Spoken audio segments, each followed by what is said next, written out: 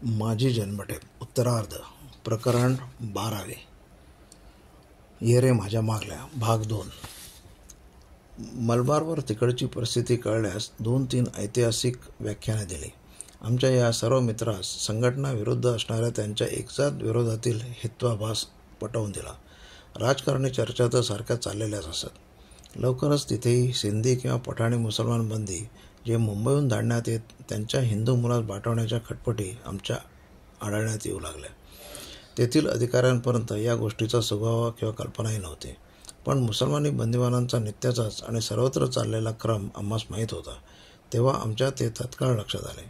आम्ही अंदामानप्रमाणेच तेथे शुद्धीची चळवळ काढली. 2-3 पूर्वया वयस्क हिंदूस आणि काही मुलास शुद्ध करून घेतले. त्यास लागेल ते आर्थिक सहाय्यही आम्ही पोचवू. वाद अर्थातच वाढत गेला.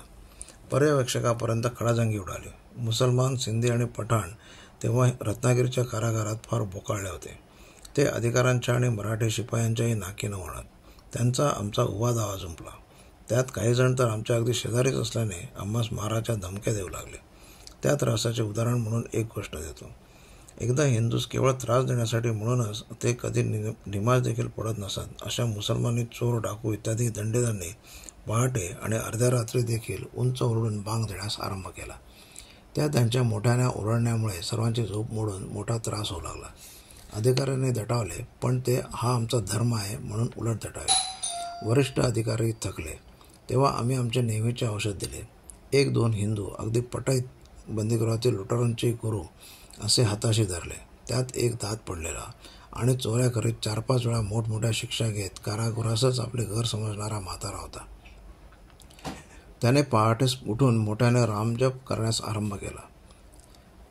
मुसलमान बांग देत ओरडू लागला की या हिंदूंनी तुळशीदासाचे दोहे आणि रामनाम उच्चारित त्याहीपेक्षा मोठ्याने ओरडावू लागे. शिपायांनी त्या हिंदूस दटावताच आम्ही मध्ये पडावे आणि म्हणावे, हे काय, एकतर सर्वांसच प्रार्थना मोठ्याने करणे बंद करा, नाहीतर मुसलमानाप्रमाणेच यांनाही मनपूत प्रार्थना करू देणे भाग आहे. मुसलमान रात्री निमाज पडताना पाहिला की या हिंदू भक्तांनी भजन करण्यास आरंभ करावा. मुसलमानांच्या रागास पारावार राहिला नाही, पण निरुपाय झाला. हिंदूंच्या झोपा ते मोडीत, तसेच त्यांची झोप हिंदू मोडू लागले. तेव्हा या दोन्ही लुच्चेपणाचा छेद परस्पर जाऊन बाकी पूज्य उरली आणि अधिकाऱ्यांच्या शिक्षेसही जो मुसलमानी गुंडपणा बंद करता आला नाही, तो हिंदू गुंडपणाची तोड नेताच आपण होऊन बंद पडला. याच औषधाने एका खलापती वृत्तसंपादक मुसलमानाचा समानत्वाचा भ्रमही आजारात उतरवला. तो पाण्यास हिंदूंनीच का शिवावे, मुसलमान काय मनुष्य नाहीत असे म्हणून बळाने शिवे. मी त्याच्या युक्तिवादास पूर्णपणे अनुमोदन देऊन तेथेच असलेल्या हिंदू मेहतरास त्याच पाण्याच्या पिंपातून पाणी शुद्ध भांड्याने पण स्वतः घ्यावयास सांगे. असे होताच तो मनुष्य समान मानणारा खिलाफती मुसलमान त्या अस्पृश्यास दटावू लागला आणि ते पाणी निमाच्यास अशुद्ध झाले म्हणून घेईना.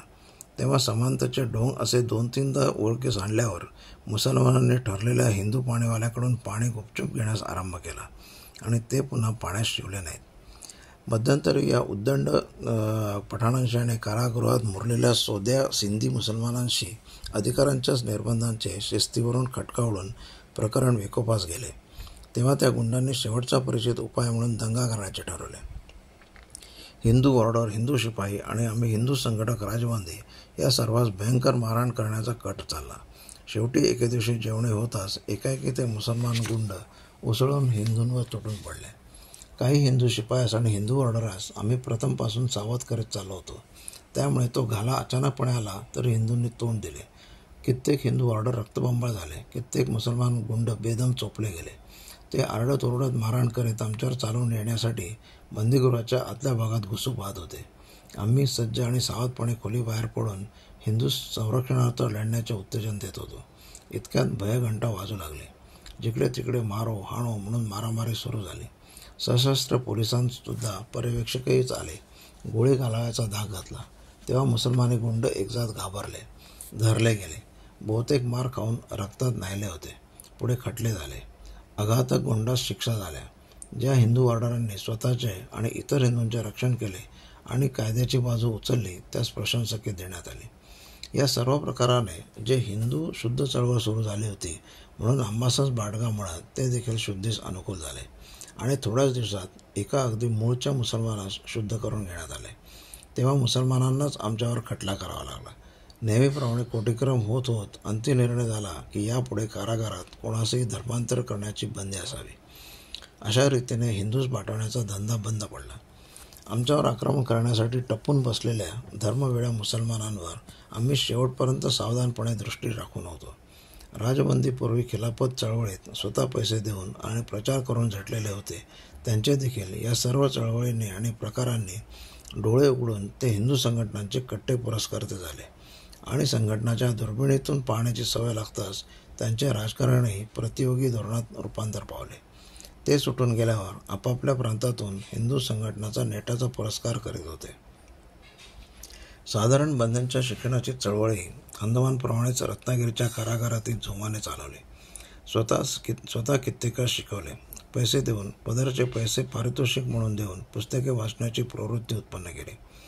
ग्रंथालयात पुस्तके नव्हती. अर्जांवर अर्ज करून मुंबई सरकारपर्यंत निखाणे धाडून नवीन पुस्तके 500 रुपयापर्यंत आणवली. ती टिप्पणी स्वतः करून दिली. पर्यवेक्षकाकडून आणि सरकारी मुख्य शिक्षण विभागाकडून संमत होताच ती मागवण्यात आली. बंदिवानांची वाचण्याची रुची इतकी वाढली की आणि त्यामुळे 1.5 वर्षात कारागृहातील भांडणांची संख्या इतकी दृग्गोचर होईल अशी कमी झाली की कारागृहाचे प्रतिवृत्तांत तिचा अधिकाऱ्यांचा उल्लेख करावा लागला आणि त्याचे कारण शैक्षणिक अभिरुची वाढली हेच होय हे मान्य करावे लागले. मुसलमानांच्या ईद इत्यादी सणात त्या सार्वजनिक प्रार्थना करू दिली जाई. मौलवीपणी ख्रिस्त्यासही ती सवलत असे, पण हिंदूस नसे. म्हणून सर्व राजबंदिवानांनी खटपट करून हिंदूंसाठी गोकुळाष्टमीस मुंबई सरकारकडून कथेची परवानगी मागवली. उपासास समान देण्याची हिरीत पाडली. हरिकथा सार्वजनिकपणे करण्यात आली. कारागृहात राजबंदिवानांच्या प्रयत्नाने इतर अवस्थेतही फार सुधारणा झाली. उदाहरणार्थ तेथील शौचकूपांची अत्यंत ओंगळ पद्धत घेऊ. 6-7 माणसे एकदम त्या शौचकूपात रांगेने बसायची. मध्ये आड पडता मुळेच नाही. इतकेच नव्हे तर पावसात व उन्हात वर छप्पर देखील नाही आणि इतक्या जवळजवळ बसणे की अगदी अंगाला अंग लावून सगळ्यांना बसावे लागे. पाणी बरोबर न्यायचे नाही तर सगळ्यांनी तसेच उठून दूरच्या नळावर जाऊन तिथे अंगाचा मळ धुवायचा. अशा गलिच्छ गैरसोयी राजबंदिवानातील मंडळीच्या चळवळीने पुष्कळ अंशी दूर झाल्या. अन्न सुधारले, कामाचा जाच कमी झाला आणि त्यायोगे order and discipline as laid down by regulations कमी न होता बंदिवानांची वागणूक उलट अधिक टापटिपीची आणि शिस्तवार झाली. आणखी एक अपुरे कार्य रत्नागिरी बंदीगृहात असताना आंशिक पूर्णता पावत होते. अंदमानात असताना जेव्हा इतर काहीच प्रत्यक्ष राष्ट्रकार्य करणे शक्य दिसेना तेव्हा एक काव्य मनातल्या मनात रचावायचे म्हणून आम्ही केलेला निश्चय वाचकांच्या लक्षात आला असेल. पुढे अनेक प्रत्यक्ष कार्य करण्याची संधी मिळत गेली तसे ते मागे पडले. रत्नागिरीस बंदीत असताना अंदमानात रचलेल्या त्या खंड कविता ज्या एका काव्याच्या अनुबंधाने गोवल्या जाणार होत्या त्या आम्ही पूर्ण केल्या. पूर्वीच पुऱ्या झालेल्या कविता संकलित केल्या आणि हिंदू संघटनास अत्यंत आवश्यक त्या कार्याचा केवळ पायाच असलेली जी हिंदू शब्दाची व्याख्या तिचे निश्चित रूप ठरवण्यासाठी हिंदुत्व हा ग्रंथ लिहिला. अंदमानमधून आमची कित्येक लिखाणे आम्ही घरी धाडलीच होती. वरील सर्व कवितातून निवडून आमच्या बंधूंनी ही काव्ये प्रसिद्ध केली, जशी की कमला, सप्तर्षी आणि गोमंतक. ती प्रथमतः प्रच्छन्न नावाखालीच प्रसिद्ध केली गेली. चौथे विरोहोच्छवास इत्यादी फुटकळ कवितांचे पुस्तक छापलेही होते, पण त्यात आमच्या अनुपस्थितीमुळे इतक्या मुद्रण त्रुटी राहून गेल्या की ते अशुद्ध पुस्तक प्रकाशने बंद करावे लागले. ती सर्व आवृत्ती छापूनही नष्ट केल्यासारखीच टाकून द्यावी लागली. कमला, गोमांतक आणि महासागर ही खंडकाव्ये त्या प्रथम संकल्पित महाकाव्याची उपांगे म्हणून निर्मिलेली होती. जी उपांगे जिवंत राहिली, परंतु जिची ती उपांगे होती त्या मुख्य देहलतेचा अजून जन्मही झाला नाही असेच आहे. उपाधीचे काम ऐसे, काही साधे काही नासे. या ग्रंथापाठोपाठच हिंदुत्व हा आमचा इंग्लिश भाषेतील ग्रंथही आमचे मित्र श्री केळकर नागपूरचे यांनी प्रसिद्ध केला. रत्नागिरीच्या कारागृहात प्रथम स्वतःचे पुस्तके मिळाला. पुढे रामदास तेवढा मिळाला. त्या ग्रंथाचा विशेषतः दासबोध आणि स्फुट अभंग यांचा लहानपणापासून दृढ परिचय होताच. त्यात इतर पुस्तक नाही. तेव्हा त्याची वारंवार अनेक पारायणे केली. पुढे मग पुस्तके मिळू लागली आणि लेखन साहित्यही मिळाले. तेव्हा वाचनने लेखन सुरू केले. पृथ्वीराज जरासो, भविष्यपुराण, वेदिक इंडिया इत्यादी अनेक मोठमोठे ग्रंथ अद्यंत वाचले. एक दिवस सहज बातमी म्हणून एकाच विचारास गेलो तर कळले की बाबा अत्यंत चिंताजनक स्थितीत आहेत. माझ्यापासून कलकत्त्यास त्या बोळाने दूर गेले. त्यानंतर बाबांना विजापूरच्या कारागृहात बंद करण्यात आले. त्यास भेटण्यास माझे कनिष्ठ बंधू डॉक्टर सावरकर गेले असता त्यांना आज्ञा झाली की खादीचा वेश बदलला तर आत या. अर्थातच कनिष्ठ बंधूने ती अपमानास्पद अट नाकारली आणि गव्हर्नरपर्यंत आंदोलन पोचवून ती अट तोडून टाकवली. शेवटी खादीच्याच वेशात त्यास कारागृहात बाबास भेटू दिले. बाबांचे विजापुरास फार हाल झाले. कल्पना करवणार नाही अशा एका ओसाड आणि भयान खोलीत त्यास एकटे कोंडले. पुढे त्याच तुरुंगात एका राजबंदीस वेळ लागले असे आम्ही ऐकले. त्या कोठडीत निदान बाबांच्या मनावर तरी फार घातक परिणाम होऊ लागला. पुढे त्यास अहमदाबादीस नेले. तेथे एकांताचा क्रूर जाच पुष्कळ कमी झाला, पण त्यांच्या विकोपास जाणाऱ्या क्षयाची काहीच काळजी घेण्यात आली नाही. अंती त्यांच्या त्या अत्यंत श्रमसहिष्णू देहाच्या सहनशक्तीसही हार खावी लागली. ते अत्यवस्थ स्थितीत बंदीगृहातील रुग्णालयात पडले. एका राजबंदाच्या साहसाने ती बातमी बाहेर पडली. आमचे कनिष्ठ बंधू गेले. तो बाबा जवळजवळ आसन्न मरणस्थितीत, पण धैर्य मेरूसारखे अचल. ही बातमी मला कळताच वाटले की बाबा आता हातचे जातात. सर्वच आपण जाणारे प्रवासी आहोत. आयुष्य ही 2 दिवसापुरते उतरण्याची धर्मशाळा आहे. पण बाबा जन्मभर दुसऱ्यासाठी हाल शोषित झिजत असता जवळ मायेचे कोणी तोंडात पाण्याचा थेंब घालण्यासही उरलेले नसताना जातात.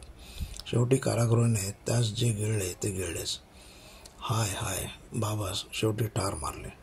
ठार मारण्याहून शतपट क्रूरपणाने छळून ठार मारले. यांनी राग अंगात मावेना. दुःखाने श्वास घेणे क्षणभर जड जाऊ लागले. तेव्हा अशा अत्यंत अस्वस्थ प्रकरणी आमचा परिपाठ असे त्याप्रमाणे स्थिरासन घालून स्वस्थ बसलो. चित्त शक्यतो समाहित केले आणि मग स्वतःच विचारले, जळफळून काय उपयोग? बाबा कष्टांनी ठार केले. बहुतेक त्यांचा बळी त्यांनी घेतला. पुढे काय? पुढे केवळ शोक नाही तर प्रतिशोध. वाटेल त्या रीतीने. आणि सुटका होताच. बस बाबांच्या मरणाचा. नंतरच त्यांचे श्राद्ध करेन. म्हणजे इतर देशभक्तांचे श्राद्धही लोक करू लागतील. हा निश्चय स्थिर केला. निष्कारण तळमळ शांत झाली. थोड्याच दिवसात बातमी आली. बाबा सुटले. आनंद झाला. सुटले, पण इतक्या दुर्धर स्थितीत की घरी बेशुद्ध अवस्थेत आणावे लागले. तरी चिंता नाही. स्मशानाचा व्यय वाचवण्यापुरतेच जरी त्यास सोडले असले तरी सोडले आहे. त्यांच्या स्मशानाचा व्यय करता येण्याचे समाधान तरी कुठे आपल्या कुटुंबाच्या पदरी पडणार होते? ती देखील शंकाच होती. त्याहूनही हे बरे. ही सुटका म्हणजे सुटका नव्हती. तो बाबांचा पुनर्जन्म झाला होता.